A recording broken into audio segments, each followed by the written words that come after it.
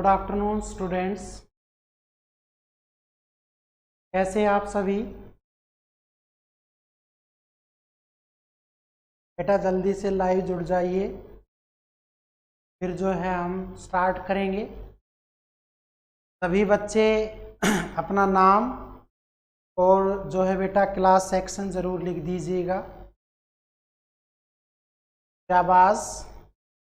अरमान good afternoon sir, Mansi good afternoon sir, Abhishek, Pinky, Priya, शाबाश, प्रदीप यादव, भाई सभी को गुड आफ्टरनून। एक बार फिर से जल्दी से जुड़ जाइए बेटा। आप बहुत सारे बच्चे हैं लेकिन आप कम ही जुड़ पाते हैं, जबकि आपके सामने जो है बेटा बोर्ड से पढ़ाया जा रहा है ना। ये आपकी फैसिलिटी के लिए है। शाबाश बेटा।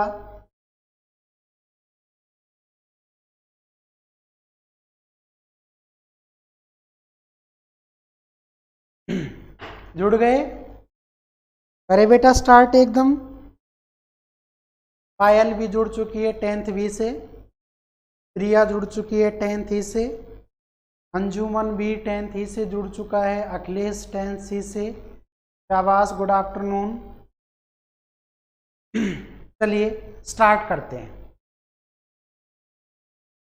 बेटा। आज का जो आपका टॉपिक है उसका नाम है हेरिडिटी एंड एवोल्यूशन। ध्यान से सुनिएगा बेटा, उसका मीनिंग है आज हेरिडिटी एंड एवोल्यूशन। ये आज आपका टॉपिक है, हेरिडिटी एंड एवोल्यूशन।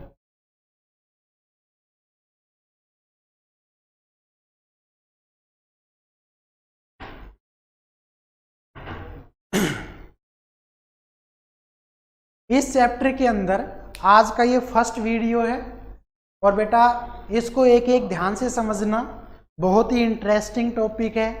आज अगर आप इसको समझ पाए तो आपको ये पता लग जाएगा कि इतने जो वेरिएशन है जनरेशन में वो क्यों आए, क्या चीज़ थी ऐसी जिसने ये वेरिएशन क्रिएट करने में मतलब एक तरह से फंक्शन किया। एक एक बेटा आपको सारा पॉइंट क्लियर करवाया जाएगा। संजना भी जुड़ चुकी है 10th सी से, शाबाश। देखिएगा बेटा, बेटा मीनिंग समझ लीजिए पहले टर्म्स का, उसके बाद हम देखते हैं। पहला मीनिंग है बेटा हेरिडिटी। तो हेरिडिटी का क्या मीनिंग होता है? आप कहेंगे जो हमारे पेरेंट्स हैं और बेटा हम हैं, तो पेरेंट्स से जो जेनेटिक कैरेक्टर हम तक पहुंचे हैं उस प्रोसेस को हम क्या बोलते हैं? आप कहेंगे सर हेरिडिटी। ध्यान से सुनिएगा, जो बेटा आपके जेनेटिक कैरेक्टर हैं जो आपके अंदर हैं वो कहाँ से आए हैं? आपके पेरेंट्स से आए हैं। और पेरेंट्स में भी वो चीज़ कहाँ से आई है? उनके पेरेंट्स से आई है। तो इसका मतलब ये हुआ कि बेटा एक सीक्वेंस आपकी यहाँ पे चल रही है कि हर पेरेंट से उसके डॉटर के अंदर बेटा या उसके सन के अंदर कोई ना कोई जेनेटिक कैरेक्टर ट्रांसमिट हुआ है। और बेटा जो जेनेटिक ट्रांसमिट हुआ है उसी को हम क्या बोलते हैं? हेरिडिटी। ध्यान से सुनिएगा। Hemant Kumar good afternoon sir, Daksh Rao है ये, बहुत ही बढ़िया, जुड़ जाइए। घनश्याम 10th डी से, महिपाल 10th बी से। तो समझिएगा, अगर मैं कहता हूं कि हेरिडिटी को डिफाइन करें तो आप बेटा क्या लिखेंगे? हेरिडिटी को आप ये लिखेंगे the process of transmission of genetic character, genetic character from, कहां से बेटा? आप कहेंगे sir parents to their new offspring. बेटा वीडियो को ध्यान से देखा करो, यहीं से आपको एनसीईआरटी के क्वेश्चन मिल जाएंगे। और new organism, new organisms are called heredity. बेटा एक ऐसी प्रोसेस जहां पर जेनेटिक कैरेक्टर जो है वो पेरेंट से चलकर बेटा उनके नए ऑफस्प्रिंग में, यानी कि जिनको वो जन्म देंगे, या बेटा न्यू ऑर्गेनिज्म जो वो बर्थ करेंगे उनके अंदर अगर वो चलकर आता है। सर वीडियो सही नहीं आ रही बेटा, वीडियो यहाँ से क्लियर जा रही है। अगर कोई दिक्कत है तो इसको रिकॉर्ड भी कर रहे हैं हम, आपके जल्दी ही चैनल पर ही अपलोड कर दी जाएगी। तो एक बात और देखिए बेटा, अब बात आई है कि जो जेनेटिक कैरेक्टर है वो आपके बेटा ट्रांसमिट होते हैं एक जनरेशन से दूसरे जनरेशन में। तो ये जेनेटिक कैरेक्टर के अंदर ऐसा क्या था कि जहां पर ये आपका मूव करने लगा या ट्रांसमिट करने लगा। तो बेटा मैं एक चीज लिख रहा हूं, बहुत इंपॉर्टेंट फैक्टर देखिएगा, क्या आरएनए एंड आप कहेंगे बेटा डीएनए आर जेनेटिक मॉलिक्यूल्स। बेटा जेनेटिक मॉलिक्यूल which consist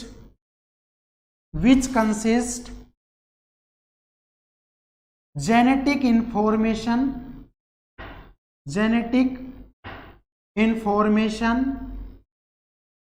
और characteristics,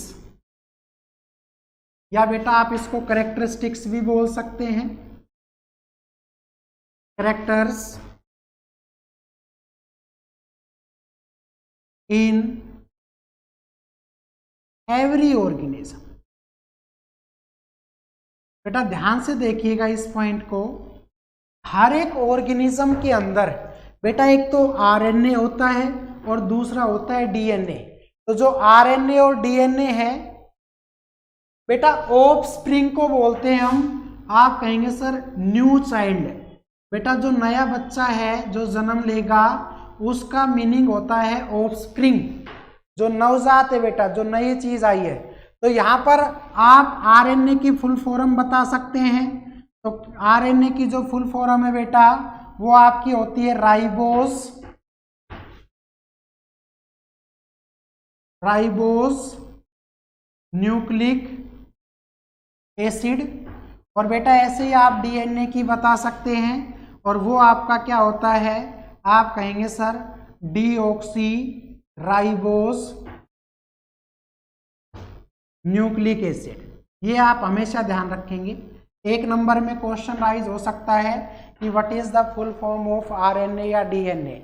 बेटा आपका बिल्कुल सही जवाब है, ठीक है, प्रिया है ये शायद जिसने सही जवाब दिया है, प्रिया ही है 10th से, वेरी गुड बेटा। अब एक बात देखिए, आरएनए और डीएनए बेटा एक तरह से मॉलिक्यूल है। अगर देखा जाए तो आरएनए और डीएनए एक ऐसे मॉलिक्यूल होते हैं बेटा जिनके अंदर जेनेटिक इंफॉर्मेशन प्रेजेंट होती है। हम यही कह सकते हैं कि आरएनए और डीएनए जो है वो हर एक ऑर्गेनिज्म के अंदर होता है, जो इन जेनेटिक कैरेक्टर को बेटा एक जनरेशन से दूसरी जनरेशन में ट्रांसफर करता है। लेकिन यहाँ पर अब एक बात समझने को है, क्या अगर मैं आपसे कहता हूँ बेटा कि आरएनए किस में प्रेजेंट होता है, तो आप कहेंगे सर आरएनए प्रेजेंट्स इन, आप कहेंगे बेटा वायरस। तो वायरस के अंदर जो जेनेटिक कैरेक्टर ट्रांसफर होते हैं बेटा वो आपके आरएनए के थ्रू होते हैं। लेकिन बेटा अगर मैं ये कहता हूँ क्या डीएनए इज प्रेजेंट, तो बेटा डीएनए इज प्रेजेंट इन, तो हम यहाँ पर बात करेंगे लाइक एनिमल्स की बेटा, ऐसे ही आप कह सकते हैं ह्यूमन बीइंग्स की बेटा, ह्यूमन बीइंग्स या बेटा या दूसरे ऑर्गेनिजम्स वगैरह हो गए। तो बेटा अगर हम ये कह दें कि जनरली ह्यूमन बीइंग्स के अंदर जो जेनेटिक कैरेक्टर है वो एक जनरेशन से दूसरे जनरेशन में पहुंचता है, तो कौन से मॉलिक्यूल के जरिए, तो आप क्या कहेंगे केवल डीएनए के जरिए।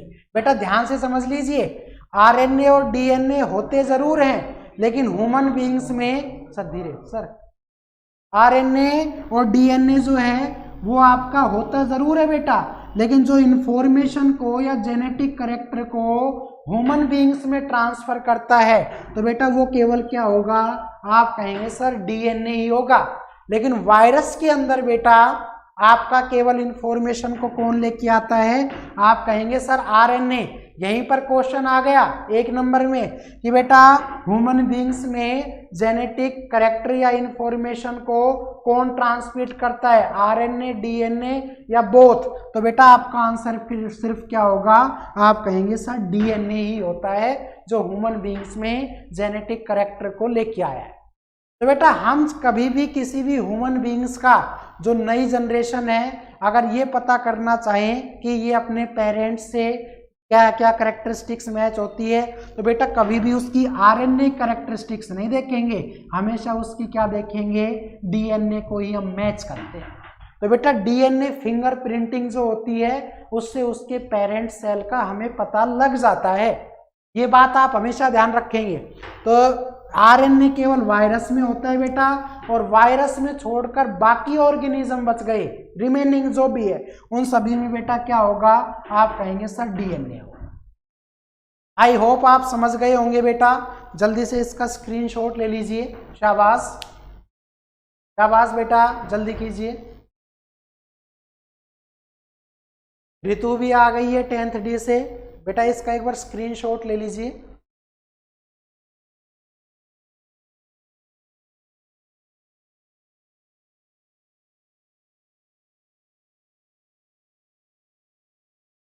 आई होप आप समझ गए होंगे। चलिए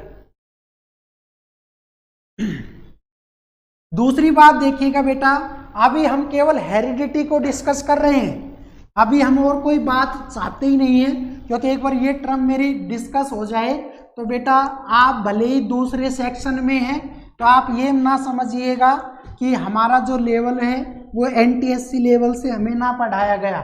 दिमाग में कभी ऐसी बात नहीं लाइएगा। अगर आप मुझसे पढ़ रहे हैं तो आप इस बात को क्लियर समझ के चलें कि आपकी बेटा बहुत हेल्प मिलेगी। आप भले ही B C D E section में हो, लेकिन आपको बेटा पूरी कोशिश है कि आप में से भी जो है एनटीएससी के सिलेक्शन हो, हम चाहते हैं बेटा, ठीक है ना। चलिए दूसरी बात देखिए बेटा, हेरिडिटी जो है बेटा, अभी हमने बताया कि उसके अंदर आपका जो जेनेटिक कैरेक्टर होता है वो हमेशा डीएनए के थ्रू ही एक पेरेंट से उसके डॉटर सेल में आता है। बेटा हमने ये कहा है कि कई बार हम देखते हैं कि जितने भी ऑर्गेनिज्म हमसे जनरेट होंगे वो बेटा स्ट्रक्चर में, उसकी फंक्शन में या उसकी वर्किंग के अंदर वो डिफरेंट होते हैं। तो इसका मतलब वेरिएशन आया, तो मैं ये कह दूं कि ये वेरिएशन आता किसकी वजह से है? तो बेटा हो सकता है एक आपका इन्वायरमेंटल एक बड़ा फैक्टर हो सकता है बेटा, एक आपका जीन फैक्टर हो सकता है, एक बेटा आपके ये डीएनए वगैरह में क्या है, क्रोमोसोम्स जो होते हैं उसके नंबर्स अगर कम ज़्यादा हो जाएं तो बेटा जो न्यू जनरेशन आएगी वो अपनी पहले वाली जनरेशन से डिफरेंट होगी। ये बात आप ध्यान रखेंगे। तो अगर मैं ये कह दूं क्या कि वेरिएशंस किसकी वजह से आई, आप कहेंगे sir variations are caused by, बेटा किसकी वजह से होगा? आप कहेंगे सर कोज्ड बाई इन्वायरमेंटल। दूसरा क्या हो सकता है बेटा? आप कहेंगे सर दूसरा हो सकता है क्रॉसिंग ओवर,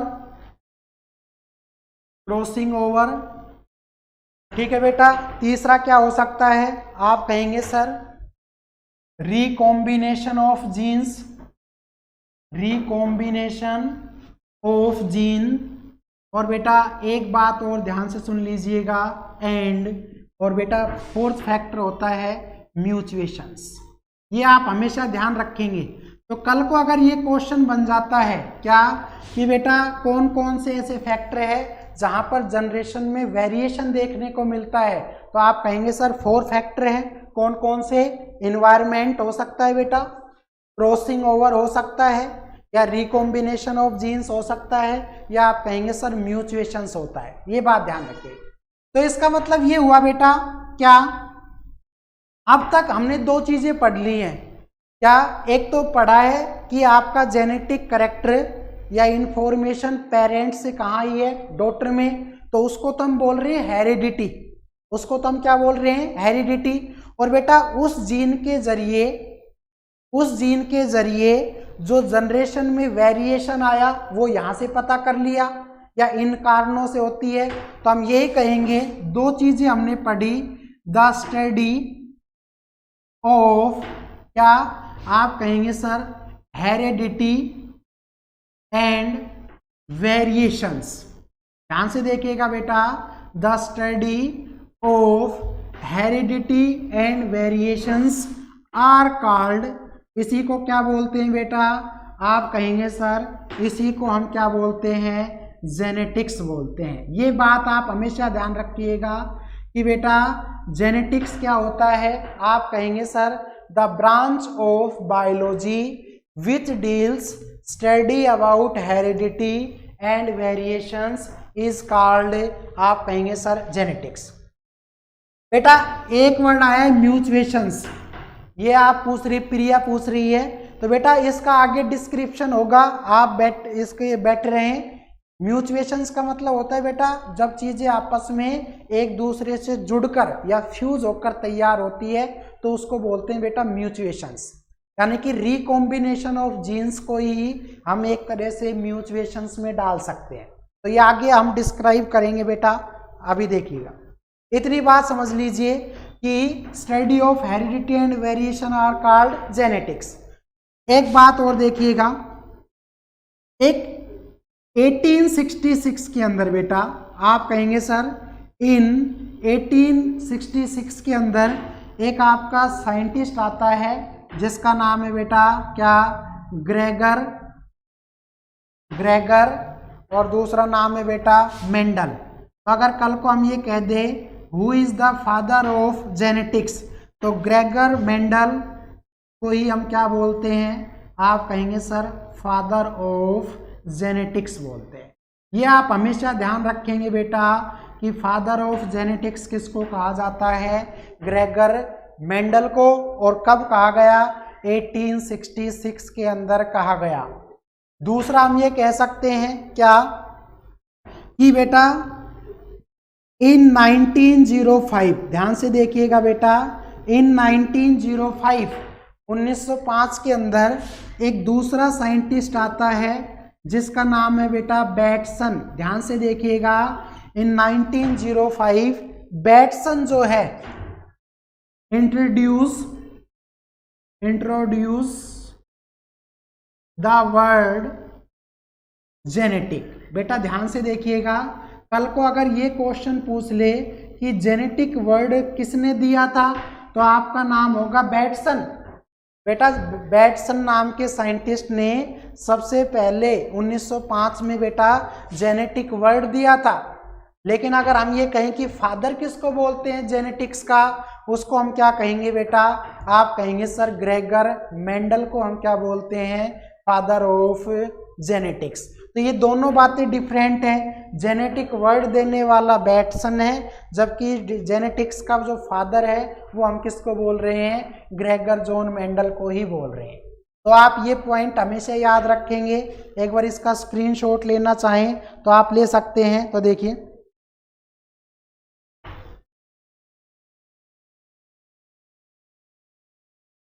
शाबाश, जल्दी से लीजिए बेटा इसका स्क्रीनशॉट।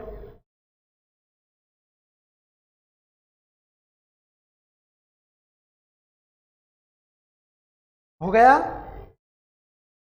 चलिए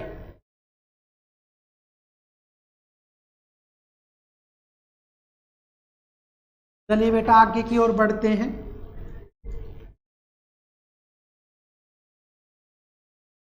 बेटा एक एक टर्म आपसे पूछ सकता है, एक एक टर्म हम यहाँ पे डिस्कस करते हुए चल रहे हैं। चलिए देखिए, अगर मैं आपसे ये कहता हूं, अभी हमने पढ़ा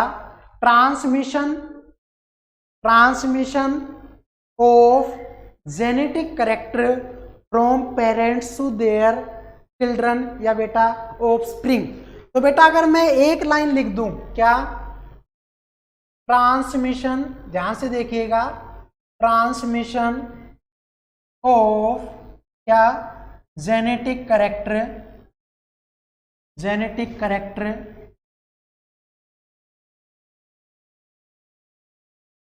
फ्रॉम कहाँ से बेटा, आप कहेंगे sir parents to their new offspring, offspring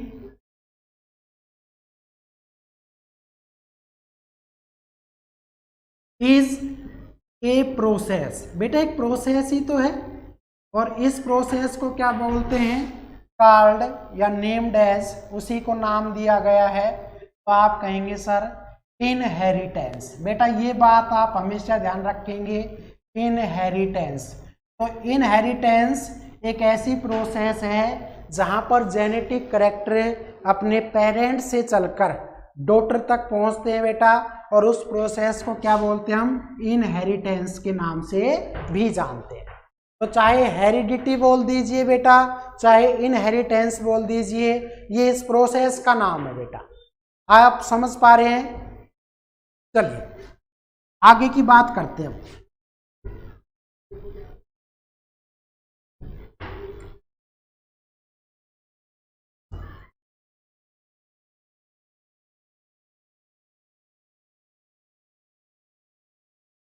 बेटा अभी हमने पढ़ा कि हम जो है मेंडल को किस नाम से जानते हैं, फादर ऑफ जेनेटिक्स।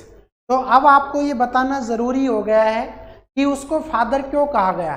तो देखिए बेटा, जेनेटिक्स का जो फादर है वो मेंडल है, और मेंडल ने बेटा आपका 1866 के अंदर, अभी जो हमने डेट लिखी थी उसके अंदर कुछ एक्सपेरिमेंट किए बेटा। और वो एक्सपेरिमेंट किस पे किए, तो जो पी होता है, मटर होता है, उस मटर के दाने पर उसने जो है, आप कहेंगे सर जो मटर के दाने हैं उसके ऊपर उसने क्या किया था, ये एक्सपेरिमेंट किए थे। तो आप कहेंगे मेंडल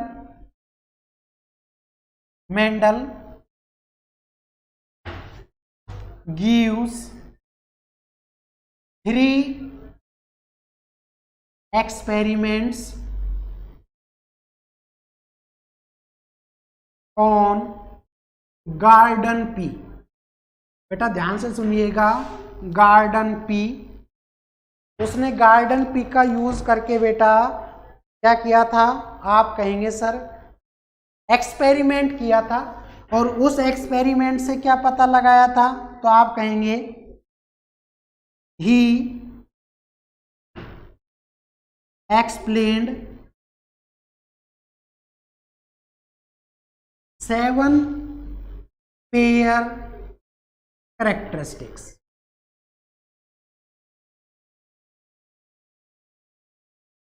बेटा ध्यान से देखिएगा, मेंडल ने 3 एक्सपेरिमेंट किए, और किस पर किए बेटा, पी पर, और उससे उसने 7 पेयर कैरेक्टरिस्टिक्स जो है वो फाइंड आउट की। वेरी गुड पिंकी, बिल्कुल सही जवाब। क्या थे बेटा, पहले एक्सपेरिमेंट का नाम था लॉ ऑफ डोमिनेंस, या इसको बेटा डोमिनेंट बोल सकते हैं। पहले एक्सपेरिमेंट का नाम था बेटा लॉ ऑफ डोमिनेंट, दूसरे का नाम था बेटा law of recessive, law of recessive, और बेटा थर्ड जो था उसका नाम था law of independent assortment, independent assortment. अभी इनका नाम भी बताएंगे बेटा, और इसका मीनिंग भी बताएंगे। बेटा ये 3 लॉ जो है वो मेंडल ने 1866 के अंदर किए थे।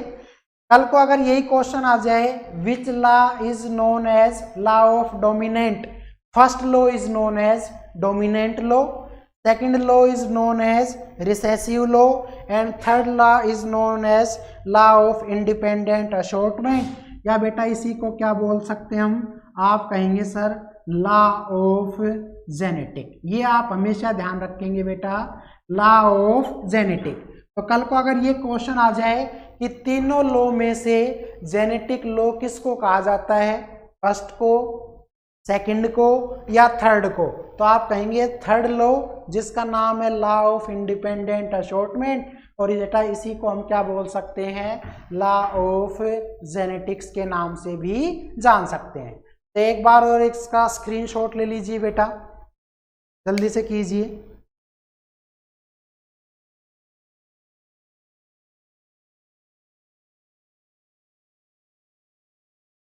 शाबाश, हो गया बेटा। आगे चलिएगा बेटा, एक एक चीज अपनी क्लियर करते हुए चले आप, बिल्कुल सीरियल वाइज से एक सीरीज से आपको बता रहे हैं, कुछ सोचने समझने की जरूरत नहीं पड़ेगी। Chickpea, what is the chickpea, बेटा इसी को ही बोलते हैं, ये इसका साइंटिफिक नेम है। चिकपी का मतलब होता है बेटा, मटर को ही हम साइंटिफिक नेम से बोल सकते हैं, तो आप इसको गार्डन पी ही याद रखिए, चिकपी भी आप याद कर सकते हैं, सेम बात। चलिए देखिएगा बेटा, अब मेरी बात 2-3 ध्यान से सुन लीजिए। जैसे ही मेंडल ने अपने एक्सपेरिमेंट किए, किस पर, आप कहेंगे सर गार्डन पी पर, तो उसने अपने एक्सपेरिमेंट में 2 वर्ड यूज किए, ध्यान से सुनिएगा। ही used 2 word in his experiment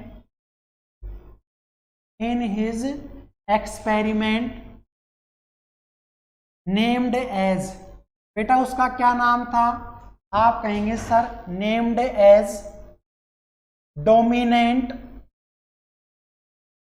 dominant traits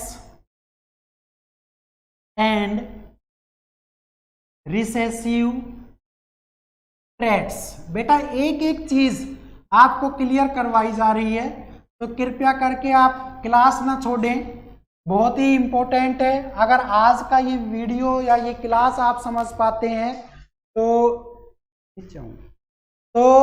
बहुत अच्छी बात है, क्योंकि इसी से ही अगला चैप्टर होगा। तो अभी तो हम बहुत बेसिक बात बता रहे हैं, और यहीं से आपका एनसीईआरटी में जो एक्सरसाइज है पीछे, उसी में से क्वेश्चन राइज होंगे।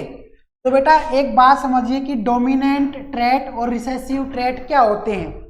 तो पहले एक टर्म आई है और उसका नाम है बेटा ट्रेट्स। तो हम जान लेते हैं आज की ट्रेट्स होते क्या हैं।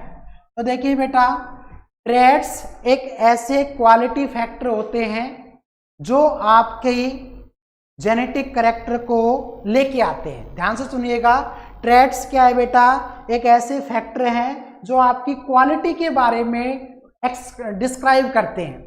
मैं मान लेता हूं क्या, आपके पेरेंट्स जो है वो बेटा काइंडनेस पर्सन है, बहुत दयालु है, तो पता चले कि आपके अंदर भी बेटा काइंडनेस है, आपके अंदर भी बेटा काइंडनेस है, तो इसका मतलब ये हुआ कि वो आपके पापा की क्या है, क्वालिटी है, जो बेटा डीएनए के थ्रू आप में आई है। तो वो कौन लेके आया है, ट्रेट्स। वो कौन लेके आया बेटा, ट्रेट्स। ऐसे ही मैं अगर आपसे कह दूं कि आपके जो पेरेंट्स है वो आपसे बहुत ज़्यादा प्यार करते हैं, तो पता चले बेटा आप भी जो है किसी भी जीव से, किसी भी ऑर्गेनिज्म से बहुत प्यार से रहते हैं। तो हम ये कह सकते हैं लव हुआ, या बेटा काइंडनेस हुआ, या अगर मैं ये कह दूं कि आप ईमानदार हैं बेटा, ऑनेस्टी जो है, तो दीज आर द क्वालिटी। ये कौन सी क्वालिटी है जो आपके पेरेंट्स में है बेटा, और उसको लेकर कौन आया है, डीएनए लेकर आया है। तो बेटा एक तरह से अगर मैं ये कहूं कि ट्रेट्स क्या होते हैं, तो आप कहेंगे सर ट्रेट्स जो होते हैं वो ये होते हैं, a quality factor which forms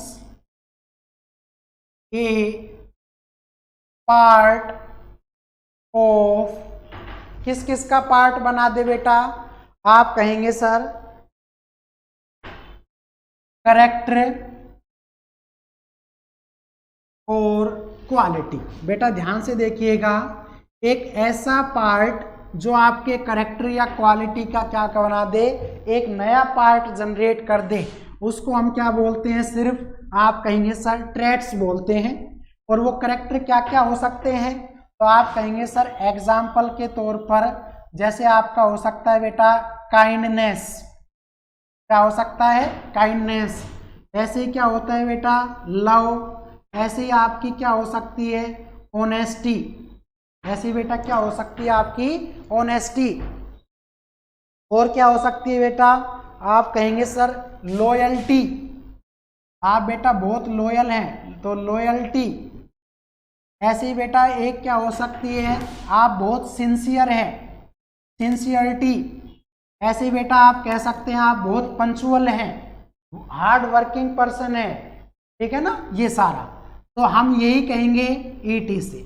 तो बेटा जो आपके करेक्टर हैं, हाँ प्रिया बिल्कुल सही जवाब है, आप कहेंगे सर एंगर भी हो सकता है, बिल्कुल सही जवाब है। आप किसी के जो गुण है आप में वो अगर आपके मेंटेन है अपने पेरेंट्स से तो बेटा हम उसको ट्रेट्स बोल सकते हैं। इसी तरह से बेटा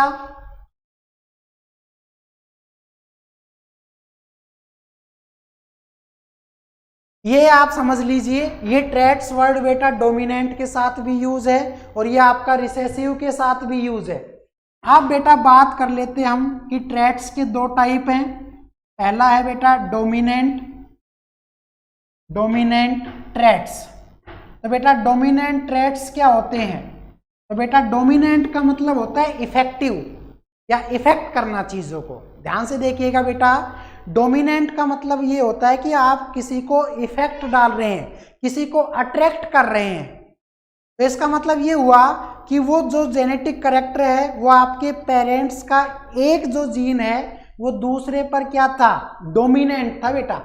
बेटा ध्यान से समझ लीजिए, मेल और फीमेल जब तक सेपरेट हैं तब तक वो हैप्लॉइड की फॉर्म में है, और बेटा जब उनकी मैरिज हो जाती है और वो रिप्रोडक्शन करते हैं तो मेल का जो ट्रेट्स होता है बेटा या जीन होता है वो फीमेल के ट्रेट को क्या करता है इफेक्ट डालता है, तो उसके लिए आता है बेटा word dominant,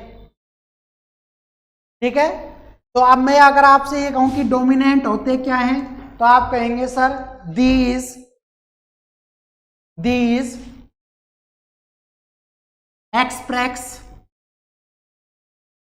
themselves in new organisms। बेटा ध्यान से देखिएगा, in new organisms are called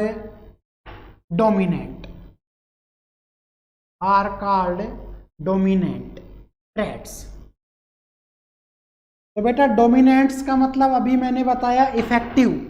अगर मैं ये कहता हूं कि डोमिनेंट का मीन्स क्या होता है, आप कहेंगे सर डोमिनेंट का जो मीन्स है बेटा, जो अर्थ है इसका, वो आपका होता है इफेक्टिव, मतलब आप चीज़ों को कितना इफेक्ट कर पा रहे हैं या कितना आपका जेनेटिक कैरेक्टर न्यू जनरेशन में फाइंड आउट किया जा रहा है, उसका मतलब है।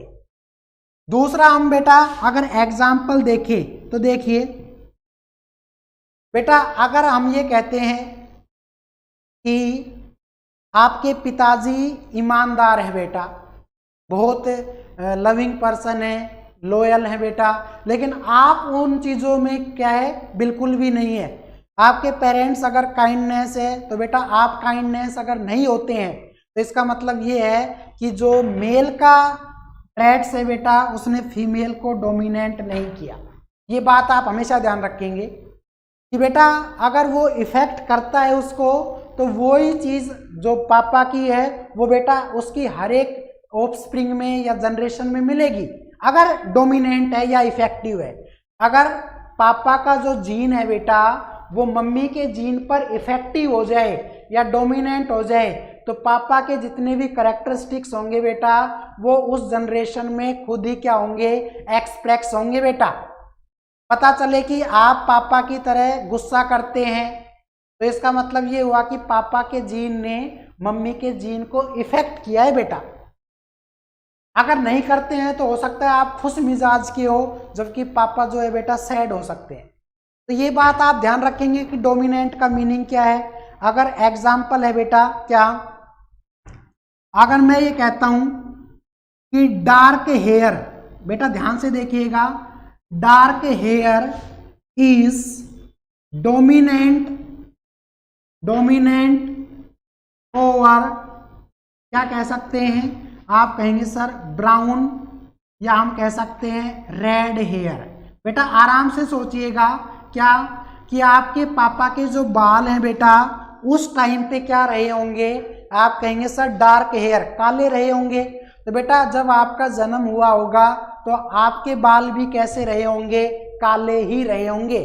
तो बेटा अगर पापा के बाल काले हैं और आपके बाल भी काले हैं तो इसका मतलब ये हुआ कि वो अपने आप में क्या है, डोमिनेंट है। मतलब एक ऐसा जीन है जिसने मम्मी के जीन को इफेक्ट किया है, जिसने मम्मी के जीन को बेटा क्या किया है, इफेक्ट किया है। एक इसका स्क्रीनशॉट ले लीजिए बेटा, जल्दी कीजिएगा।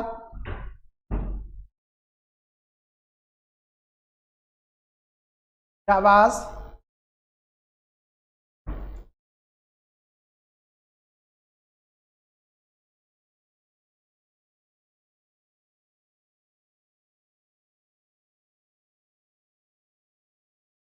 हो गया बेटा?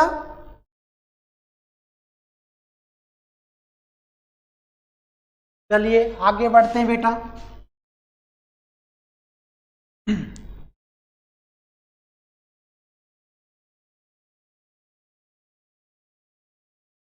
ऐसे ही अगर आपसे कहा जाए क्या बेटा, दूसरा एग्जाम्पल देखो, क्या बेटा अक्सर जब बच्चा जन्म लेता है तो उसके बाल बिल्कुल स्ट्रेट नहीं होते बेटा, हल्के से मुड़े हुए होते हैं, तो जिनको हम कर्ली हेयर के नाम से जान सकते हैं। तो बेटा मैं यहां पर कह रहा हूं कि curly hair is a dominant over straight hair.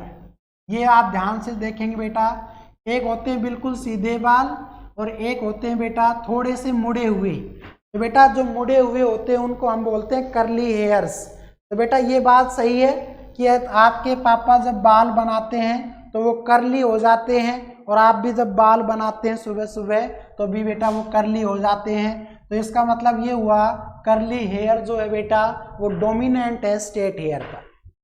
ऐसे ही अगर बेटा आपसे ये कहा जाए क्या कि डिम्पल्स हुए, आप जब हंसते हैं बेटा तो आपके गालों के अंदर चिक जो होते हैं उसके अंदर बेटा डिम्पल पड़ जाते हैं।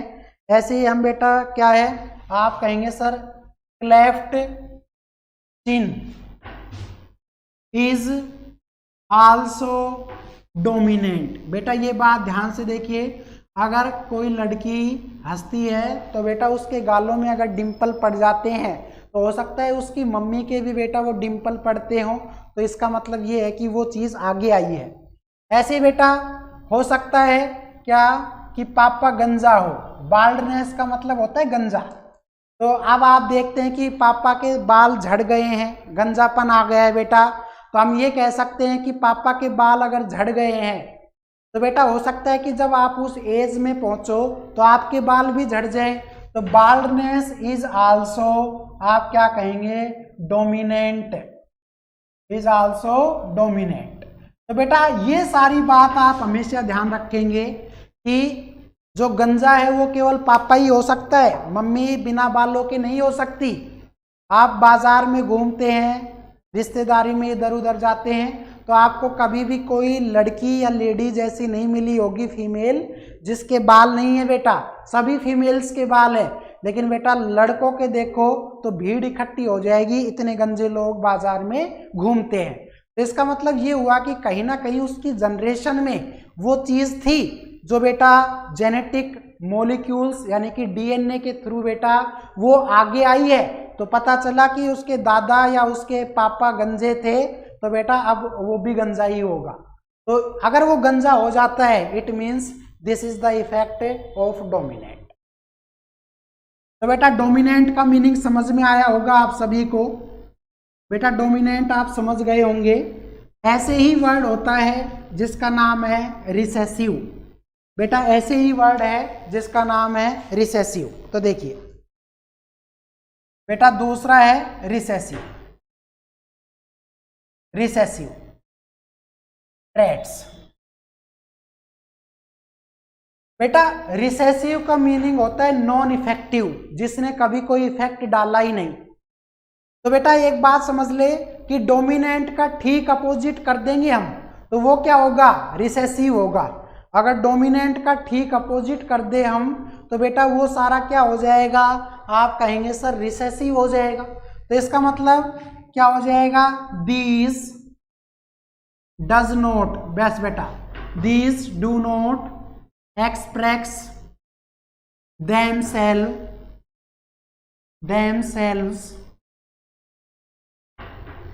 in new organisms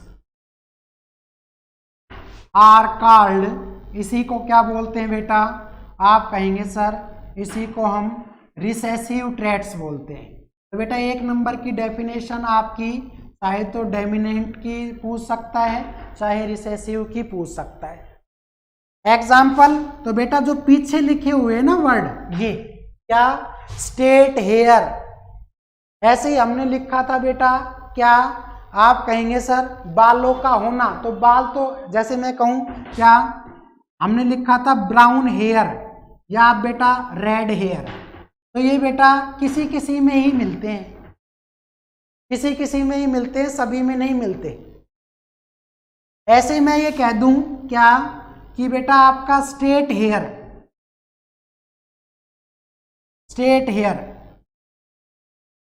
वरना जनरली बेटा कर्ली हेयर ही मिलते हैं।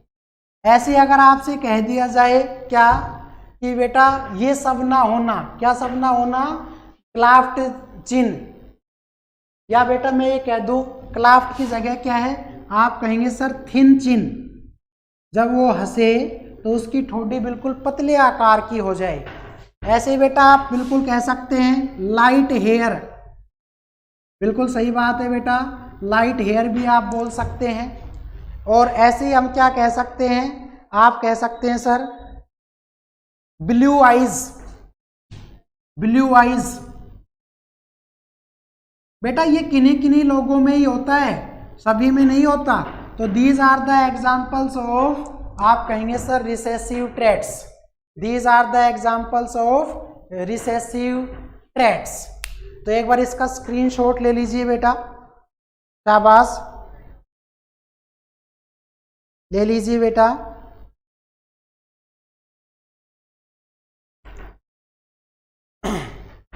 शाबाश, जल्दी कीजिएगा।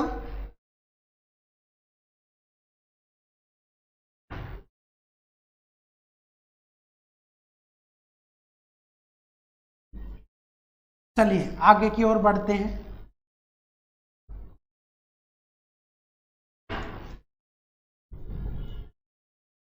अब बेटा आप अपने नेबर में, पड़ोस में किसी को अगर ऐसे देखते हैं तो समझ जाइएगा कौन डोमिनेंट है कौन रिसेसिव है। रिश्तेदारी में जाएं तो बेटा आप पता कर सकते हैं कि अगर उस लड़के के ब्राउन हेयर है तो कम से कम एक रिसेसिव फैक्टर है, अगर आपकी तरह उसके डार्क हेयर है बेटा तो वो आपका डोमिनेंट है। ये बात आप हमेशा ध्यान रखें, ठीक है। हाँ चलिए अब आगे की तरफ बढ़ते हैं।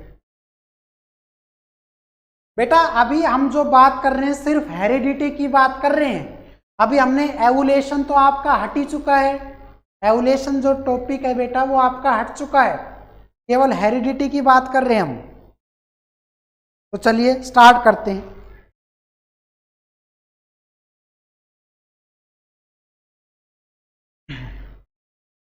देखो बेटा जब उसने एक्सपेरिमेंट किया तो दो टर्म यूज की, first one is dominant, second is recessive.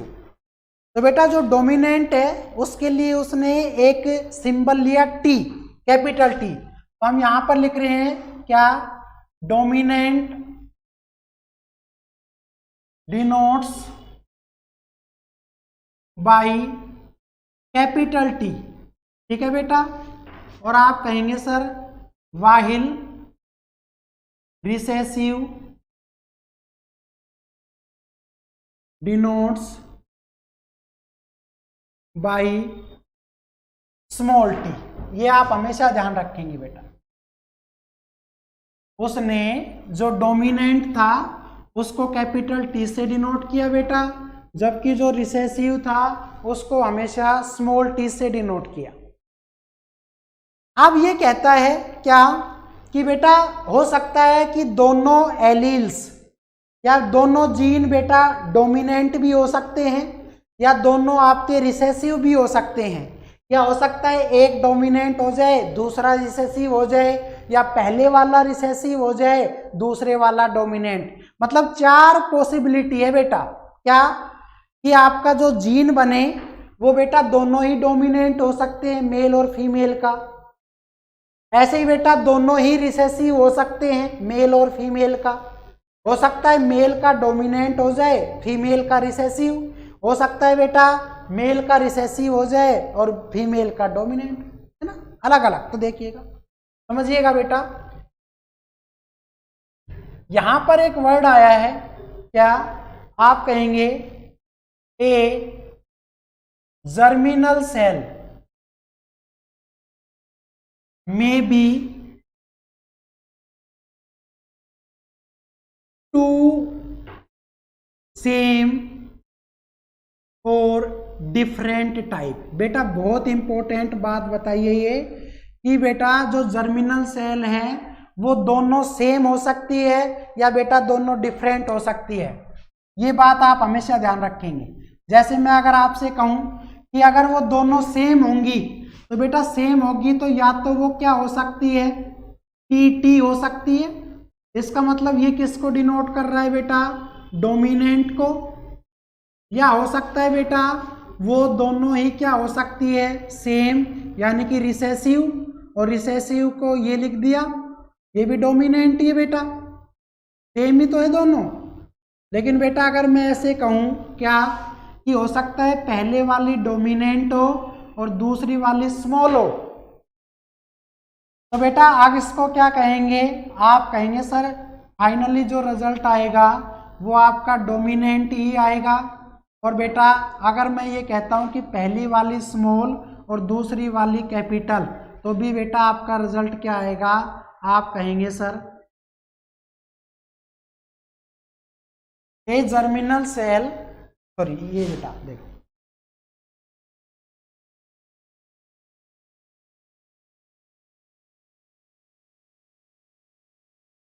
T हो सकता है बेटा, इसको एक बार हटा देते हैं, अभी मतलब समझा देंगे, देखिएगा।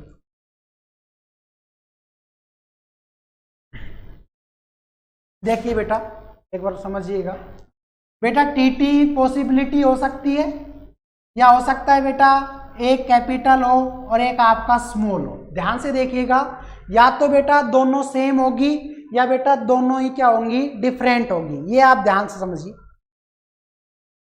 दूसरी बात ये बेटा, क्या कर लेते हैं इसको एक बार,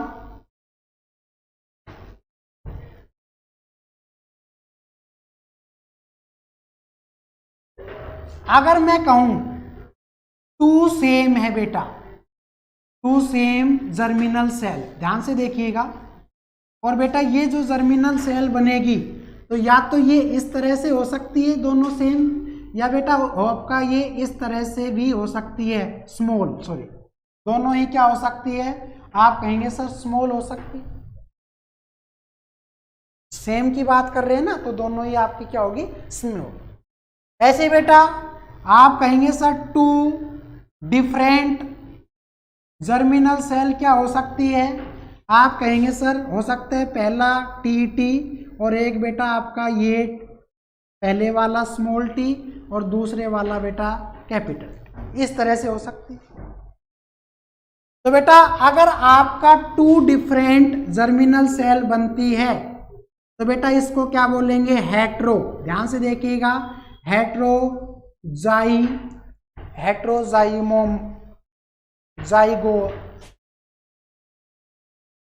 जाइगोयस अगर टू डिफरेंट जर्मिनल सेल है, और बेटा टू सेम अगर आपकी क्या है, जर्मिनल सेल है, तो बेटा सेम है ना, तो इसको क्या बोल देंगे,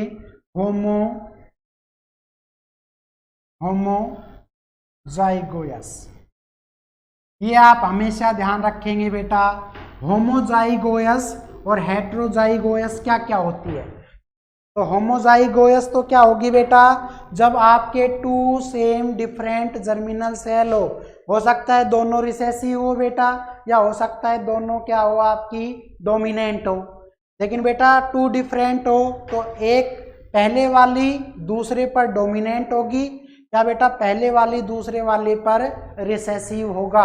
ये आप हमेशा पॉइंट ध्यान रखेंगे बेटा। ये हमेशा क्या रखेंगे बेटा, पॉइंट आप हमेशा ध्यान से रखेंगे। तो बेटा एक बार इसका स्क्रीनशॉट लेना चाहें आप ले लीजिए, फिर हम इससे आगे की ओर बढ़ते हैं।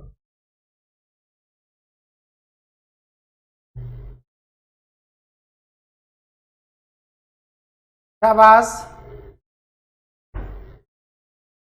बेटा, जल्दी से इसका स्क्रीनशॉट लीजिए, आगे की ओर बढ़ रहे हैं हम। देखिए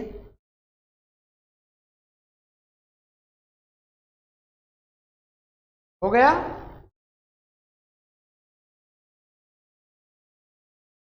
चलिए बेटा, बहुत ही बेसिक है ये, बहुत ही यहाँ पर आपको एक एक बात जो है क्लियर से बताई जा रही है। टॉपिक बहुत इंटरेस्टिंग है, ये बात आप ह्यूमन बीइंग से जोड़िएगा तो बेटा बहुत ही मज़ा आपको इसमें पढ़ने में आएगा। ये बात आप हमेशा ध्यान से।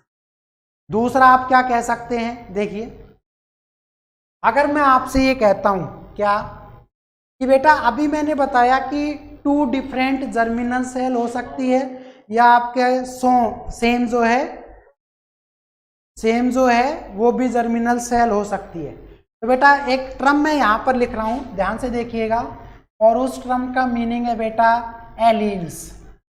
ध्यान से देखिएगा बेटा, एलील्स यहाँ पर एक टर्म लिखी है, ये वो जर्मिनल सेल बताएगा। क्या अगर मैं ये कहता हूं इफ, पहले तो इसकी डेफिनेशन देख लीजिए बेटा, एक वेरिएंट फॉर्म होती है किसी भी जीन की, उसको हम बोलते हैं एलील्स। ध्यान से देखिएगा, आप कहेंगे it is variant form of gene that carry same genetic information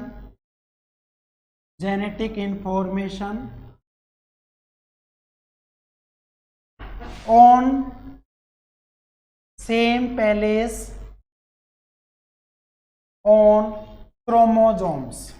बेटा ध्यान से देख लीजिए, जो अपने क्रोमोसोम्स होते हैं वहां पर ये जेनेटिक इंफॉर्मेशन को सेम भी लेके आ सकते हैं और आपके डिफरेंट भी लेकर आ सकते हैं। ये बात आप हमेशा ध्यान रखेंगे,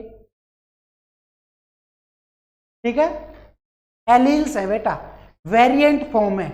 अगर मैं ये कहता हूं if an organisms are formed by same two alleles, अभी बताया ना बेटा, टर्मिनल सेल या एलील्स जो है बेटा अगर सेम हो जाएं तो उसी को हम क्या बोल रहे थे, होमोजाइगोयस। और बेटा अगर मैं ये कह दूं क्या, if two alleles are different, तो बेटा अगर दोनों डिफरेंट हो जाएं तो उसको क्या बोलते हैं हम, हेट्रोजाइगोयस। ये आप हमेशा ध्यान रखें। तो बेटा अभी जो जर्मिनल सेल थी वो या तो सेम थी या डिफरेंट थी, तो उस जर्मिनल सेल को ही हमने यहाँ पर क्या लिखा है, एलील का नाम दिया है। और एलील जो है बेटा वो क्या है, a variant form of the gene है।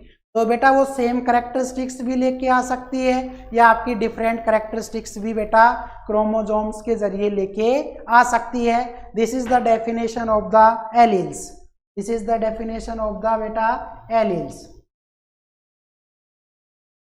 और एक नोट बना के लिख लीजिएगा, कि ये बात पता कैसे चली, आगे बताएंगे। This is carried out by law of segregation, और लॉ ऑफ सेग्रेशन को बेटा एक तो था लॉ ऑफ डोमिनेंस और दूसरा था बेटा लॉ ऑफ रिसेसिव या सेग्रेशन, तो इसी को बेटा लॉ ऑफ रिसेसिव भी बोल सकते हैं। ये आप ध्यान रखेंगे।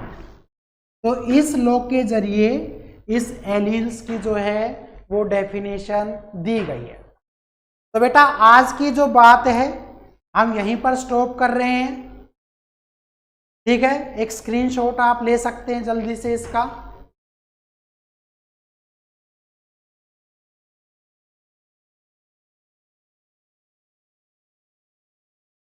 जल्दी कीजिए बेटा।